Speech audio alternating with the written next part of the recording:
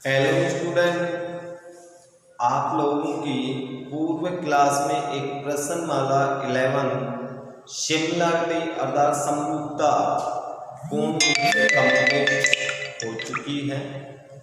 अब आगे अपन एक नई प्रश्नमाला नई एक्सरसाइज की ओर, जिसका नाम है सर्किल, हिंदी में बोलते हैं वृत्त। वैसे वृत्त से आप लोग पूर्व क्लासों से ही परिचित हैं कि वृत्त क्या होता है। बहुत सारे स्टूडेंट्स, विद्यार्थियों या दोस्तों को इस बात का भी कंफ्यूजन है कि सभी गोलाकार आकृति वृत्त होती है। नहीं, कदापि नहीं। अरे गोलाकार गोल होते हैं, वृत्त एक चपटा होता है, यानी वृत्ताकार जो भी वस्तु होगी वो चपटी होती है, उसका पृष्ठ चपटा होता है, उभरा हुआ नहीं होता। यदि गोलमोल होगी जैसे नींबू, गेंद, फुटबॉल, वो सब गोलाकार है, वृत्ताकार नहीं है। लेकिन जैसे तस्त्री है, रिंग है, साइकिल का पहिया है, या पंखा जिस पथ में घूमता है, ये सब वृत्त की ओर संकेत करते हैं। ये वृत्ताकार है। अर्थात वृत्त को डिफाइन करने के लिए, वृत्त को परिभाषित करने के लिए आप इसको इस प्रकार समझ सकते हैं कि एक पृष्ठ में स्थिर बिंदु, यानी एक बिंदु फिक्स है, और उस बिंदु से बिल्कुल बराबर बराबर दूरी पर चारों ओर एक बिंदु का रास्ता बनाया जाए, तो वो रास्ता ही एक वृत्त को बताता है। अर्थात वो एक वृत्त की आकृति को दर्शाएगा, और उस रास्ते की कुल लंबाई को हम वृत्त का परिमाप या वृत्त की परिधि कहते हैं। तो देखिए, वृत्त को समझने के लिए हम ये एक प्रश्न मान लेते हैं, और इस प्रश्न में एक स्थिर बिंदु है जिसका नाम O है। इससे 2 सेंटीमीटर दूर ये बिंदु है, इससे 2 सेंटीमीटर दूर इधर भी होगा बिंदु, इससे 2 सेंटीमीटर दूर इधर भी होगा, इससे 2 सेंटीमीटर दूर इधर भी बिंदु होंगे। ये सारे बिंदु जो अनेक बिंदु में दर्शा रहा हूं, ये सब इससे 2 सेंटीमीटर दूर है, और इस तरह से 2-2 सेंटीमीटर दूरी पर अपने पास अनेक बिंदु होंगे, और इन बिंदुओं से जो रास्ता बनता है, जो पथ बनता है, ये बिंदु का पथ ही वृत्त कहलाता है। यानी सिंपल से परिभाषा हो गई कि इस स्थिर बिंदु के चारों ओर समान दूरी पर स्थित बिंदु का बिंदु पथ ही वृत्त कहलाता है। स्थिर बिंदु O के चारों ओर समान दूरी पर स्थित बिंदु का बिंदु पथ वृत्त कहलाता है। और इस पथ की यहां से संपूर्ण लंबाई, इस पूरी लंबाई को नापे, यहां से यहां तक की लंबाई, इस घेरे की लंबाई, ये कहलाती है इसकी परिधि, या इसका दूसरा नाम है परिमाप।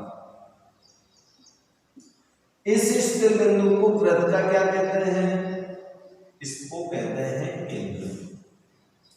ये सारी बातें आपने पूर्व कक्षा में पढ़ी है, लेकिन फिर एक बार बताएंगे, क्योंकि प्रश्नमाला जो चलेगी वो प्रमेय से संबंधित है, और प्रमेयों का अर्थ होता है कि जो आप आकृतियां बनाते हो या आकृतियों को देखते हो, जो आकृतियां आपके सामने आती है, उनकी सभी विशेषताएं आपको याद होनी चाहिए, और सभी विशेषता याद होंगी तब जाके ही आप किसी क्वेश्चन को कर पाएंगे। इसलिए आप पहले जो मैं पढ़ा रहा हूँ इसको बड़े ध्यानपूर्वक समझें, हर चीज को याद रखने की कोशिश करें। कौन सी आकृति कैसी होती है, प्रमेय तो याद करने ही पड़ेंगे, और उसके पश्चात आप जो क्वेश्चन करेंगे वो क्वेश्चन बिल्कुल सरलता के साथ आप हल कर सकते हैं। तो इसके बाद में और देखिए इस व्रत से संबंधित क्या क्या परिभाषाएं होती हैं। ये मान लीजिए आपका सर्किल है, सभी को मैं एक ही सर्किल में दिखाऊंगा तो वो सब गिलमिल हो जाएगा, आपको स्पष्ट दिखाई नहीं देगा या स्पष्ट आपको समझ में नहीं आएगा। ये आपका केंद्र था, इस घेरे की लंबाई को इसकी परिधि कहते हैं। इस केंद्र O से इस घेरे के किसी भी बिंदु, कहीं भी ले सकते हो इस बिंदु को। मान लिया ये एक बिंदु A है, घेरे पर एक बिंदु A है, तो केंद्र से इस बिंदु की जो दूरी होती है ये वृत्त की रेडियस यानी त्रिज्या कहलाती है। और इसी प्रकार यदि आप सर्किल बनाते हैं और इस सर्किल में परिधि पर दो बिंदु A एंड B ले लें और दोनों बिंदु की दूरी लेकिन केंद्र से होती हुई दूरी, या दो बिंदु को मिलाने वाली रेखा जो केंद्र से गुजर जाए वो कहलाता है इसका व्यास। ये इसका व्यास कहलाता है। अर्थात जो व्यास होता है, व्यास त्रिज्या का दुगना होता है। त्रिज्या को अपन r से व्यक्त करते हैं, यानी व्यास का मान दे रखा हो तो उसे दो त्रिज्या लगते हैं, या व्यास दे रखा हो तो r का मान निकाल सकते हैं, व्यास अपॉन। तो इस तरह से त्रिज्या और व्यास में संबंध होता है, ये भी आपने पूर्व कक्षा में पढ़ा। अब इसके बाद में आता है कि सर्किल में और क्या क्या होता है। और देखिए सर्किल, ये आपका सर्किल है। सर्किल के अंदर यदि दो बिंदु इस प्रकार से हो, दोनों परिधि के, वहां भी दोनों बिंदु परिधि के थे, लेकिन यहां पर दोनों बिंदुओं को मिलाने वाली रेखा केंद्र से गुजरी, और मान लो यहां दोनों बिंदुओं को मिलाने वाली रेखा केंद्र से नहीं गुजरी, तो इसे वृत्त की जीवा कहते हैं, यानी जोड़ को होता है जीवा। और जीवा तथा ये जो आपका वक्र पथ है परिधि के A से B के बीच की दूरी, इसको बोलते हैं वृत्त का चाप बोलते हैं। तो ये सारी परिभाषाएं आप पूर्व कक्षाओं से पढ़ते आ रहे हैं, चाहे वो 9वीं कक्षा हो चाहे 8वीं कक्षा हो। अब इसके बाद में आप आगे चलते हैं कि एक सर्किल किसी भी पृष्ठ को कितने भागों में विभाजित करता है। तो आइए इसको समझते हैं पहले अपन कि ये कितने भाग बनाएगा। तो यहां पर अपन एक सर्किल बनाते हैं और ये जो आपका व्हाइट बोर्ड दिखाई दे रहा है, इस व्हाइट बोर्ड को अपन एक पृष्ठ मान लेते हैं। ये एक पृष्ठ है, इस पे हम एक सर्किल बना देते हैं। ये एक सर्किल है और इस सर्किल को बनाने के बाद में अब आप ये देखो कि ये सर्किल बनने के बाद में आपका ये पृष्ठ कितने भागों में बन गया। इस पृष्ठ के आपके पास 3 भाग बन गए। देखिए, एक तो ये वृत्त से बाहर, इसको बोलते हैं बहिर्भाग। बहिर्भाग एक इस वृत्त के अंदर वाला, जिसको बोलते हैं अभ्यंतर। अभ्यंतर भाग, और एक घेरे वाला भाग जिसको बोलते हैं वृत्त। अर्थात पृष्ठ को कितने भागों में विभाजित किया? 3 भागों में। वृत्त केवल घेरा है, इस घेरे के अंदर का भाग अभ्यंतर, बाहर वाला भाग बहिर्भाग कहलाता है। इस प्रकार प्रत्येक व्रत किसी भी पृष्ठ को 3 भागों में विभाजित करता है। ये बात आपके समझ में आ गई। अब इसके बाद में आगे अपन चले तो ये व्रत से संबंधित कुछ परिभाषाएं थी। व्यास, यदि अपन व्यास बनाते हैं व्रत का, तो व्यास को केंद्र से गुजरने वाली सबसे बड़ी जीवा होती है, सबसे बड़ी जीवा को व्रत का व्यास कहते हैं। और ये व्यास व्रत के 2 भाग बना देता है। ये आपका व्यास था, ये व्रत के 2 भाग बना दिया है, एक ऊपर एक नीचे। दोनों भाग बिल्कुल बराबर है, अर्थात इनको बोलते हैं अर्धव्रत। अर्धव्रत व्यास व्रत को अर्धव्रतों में विभाजित करता है। अर्ध 2 अर्धव्रत मिलकर के एक पूरा व्रत बनाते हैं। तो ये भी आपके समझ में आ गया। अब आपकी जो प्रश्नमाला 12.1 है, इस 12.1 एक्सरसाइज के अंदर आपके इन परिभाषाओं से संबंधित ही प्रश्न दे रखे हैं। यानी सारे प्रश्न आपके नोटाइल प्रश्न हैं, छोटे प्रश्न हैं, 1 अंक वाले प्रश्न हैं। तो आप 12.1 के प्रश्न इन परिभाषाओं से संबंधित या कथन सत्य असत्य वाले हैं, तो इनको एक बार देख लेते हैं। ओके, पहले प्रश्न को देखिए, इसमें लिखा हुआ है खाली स्थान भरिए। आपको सिर्फ खाली स्थानों को भरना है। व्रत का केंद्र व्रत के अंदर होता है या बाहर? तो अभी आकृतियां बनाई थी, बताओ अंदर होगा बाहर? अंदर। अंदर को क्या बोलते हैं? अभ्यंतर। तो रिक्त स्थान में आपको अभ्यंतर लिखना है पहले के पहले।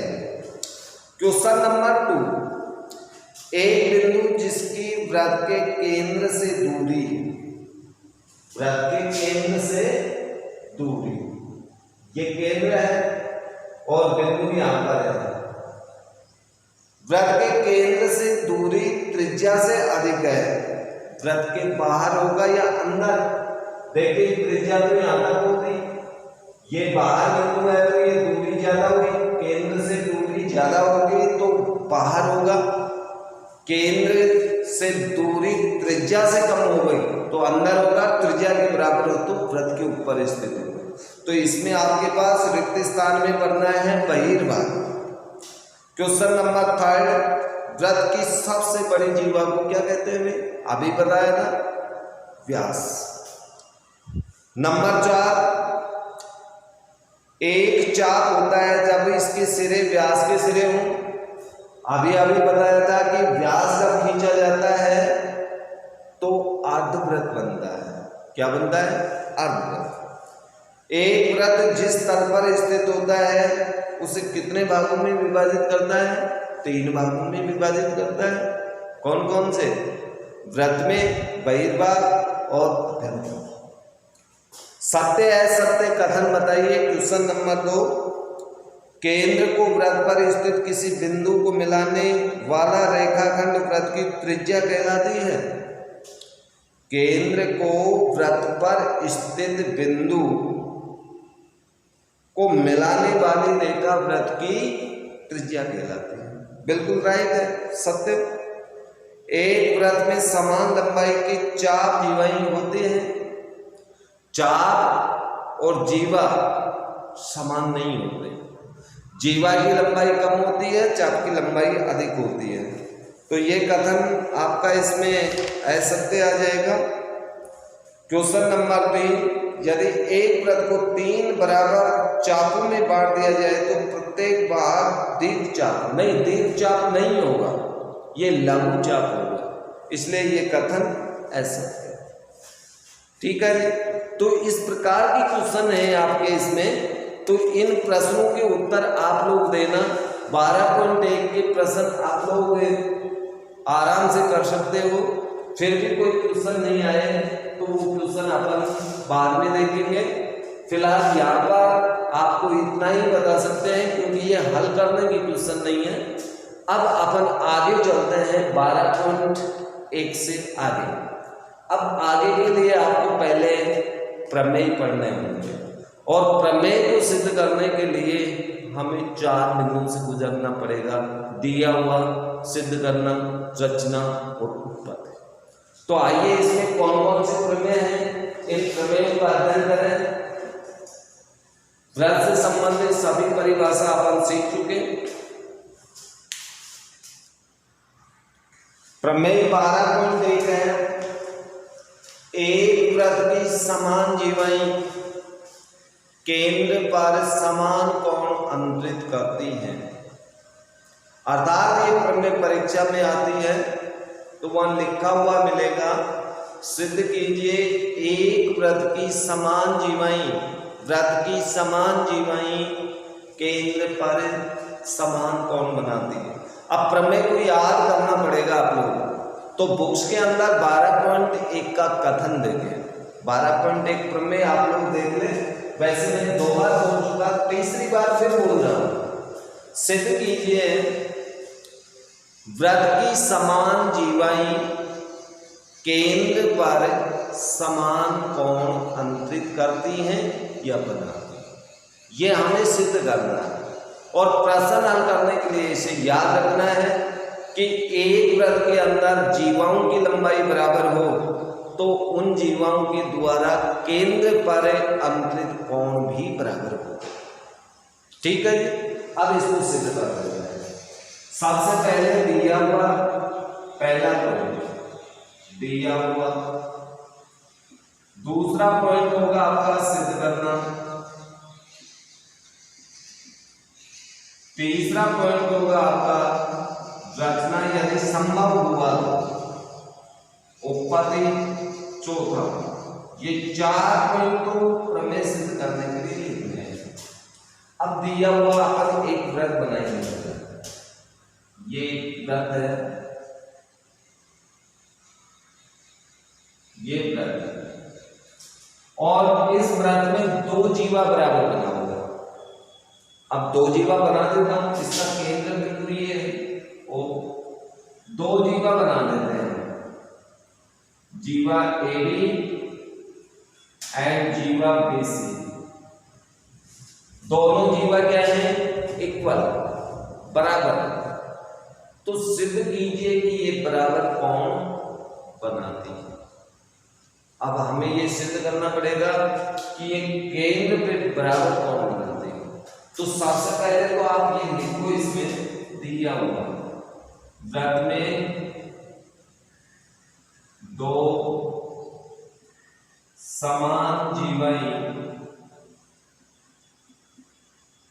AB बराबर BC।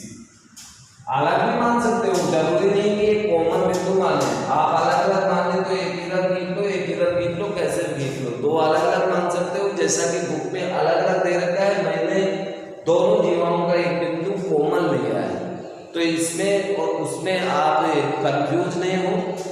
अलग अलग भी ले सकते हो, अलग अलग लोगे तो आपकी आकृति ऐसी बन जाएगी। ये केंद्र, ये AB जीवा, दूसरी जीवा में ये ले लेता हूं, ये CD जीवा। दोनों जीवा बिल्कुल इक्वल है, ऐसे भी ले सकते हो। तो फिर आप लिखेंगे AB बराबर यहां CD लिख देना। ठीक है, दोनों में से कोई सी भी आप लिख। तो यहां पर मैं ये अथवा में लिख देता हूं AB बराबर CD। ठीक है, अब सिद्ध करना कि इन जीवाओं से केंद्र पे कोण बनाओ। इस जीवा से तो ये कोण बनेगा, ये वाला, और इस जीवा से ये कोण बनेगा। ये दोनों कोण बराबर सिद्ध करना है। और यहां पर बनाओगे तो इस जीवा से ये कोण बनेगा, इस जीवा से ये कोण बनेगा। ये दोनों कोण बराबर सिद्ध करना है। अब आपको आकृति कौन सी बढ़िया लगती है वही रख लेना। यदि ये आकृति बढ़िया लगती है उसके अनुसार तो फिर आप इसे हटा दें। ये लो, इसको हटा देंगे तो ये आ जाएगा और यहाँ पर मैं जीवा AB बराबर क्या लिखूंगा, C। ओके। अब इसके बाद में आगे आएंगे सिद्ध करना कोण एओबी, पहली जीवा से ये कोण बन रहा है, दूसरी जीवा से केंद्र पे ये कोण बन रहा है, तो ये बराबर सिद्ध करना। इसके लिए रचना की हमें इसमें आवश्यकता नहीं पड़ेगी, तो ये रचना आप छोड़ दें। उत्पत्ति देखिए, आपके पास दो त्रिभुज ट्रायंगल बन रहे हैं, इनके नाम लिखिए एओबी व दूसरा त्रिभुज सीओबी। इन दोनों में देखते हैं क्या क्या बराबर है। इसकी एओ, इसकी सीओ, दोनों बराबर है। क्यों? त्रिज्या है, और एक ही वृत्त की त्रिज्या हमेशा बराबर होती है। चाहे एक वृत्त में कितने भी त्रिज्या खींच दो, सारी की सारी बराबर है। फिर इसके बाद में देखिए, इसकी ए बी बराबर, इसकी सी बी। ये आपको प्रश्न में दिया हुआ था कि दोनों की दोनों जीवाएं बराबर है। इसके बाद में इसकी बीओ, इसकी डीओ, ये भी क्या है? वृत्त की त्रिज्या, और एक ही वृत्त की त्रिज्या बराबर है।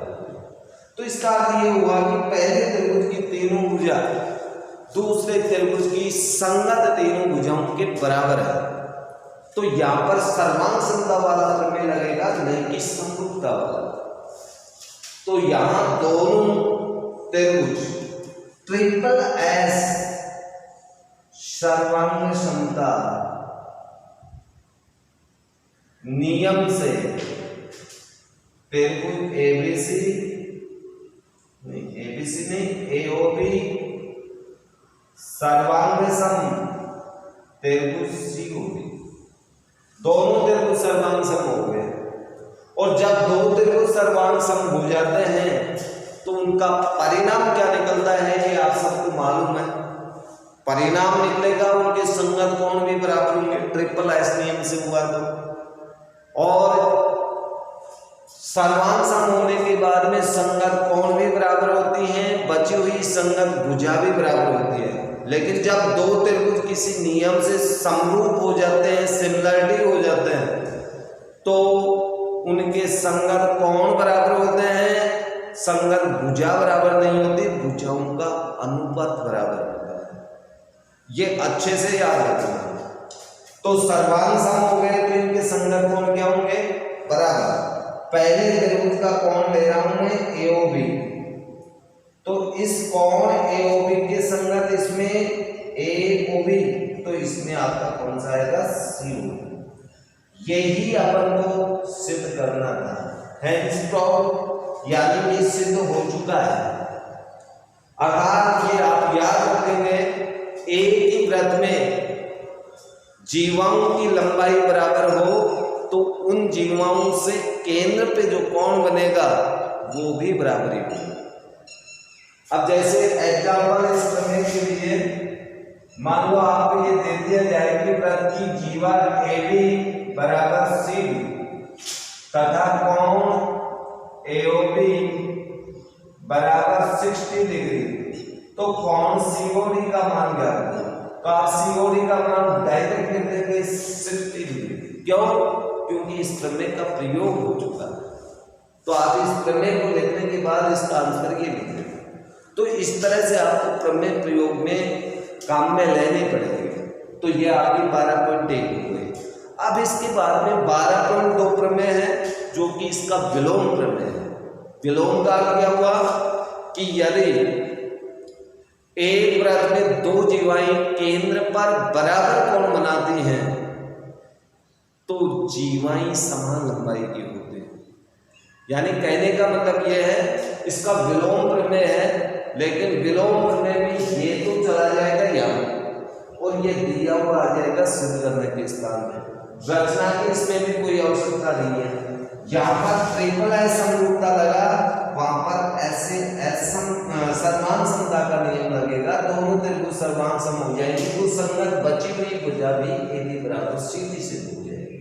तो ये विलोम प्रमेय आप आसानी से सिद्ध कर सकते हो, या नहीं करते हो तो मैं आपको एक बार बता देता हूं।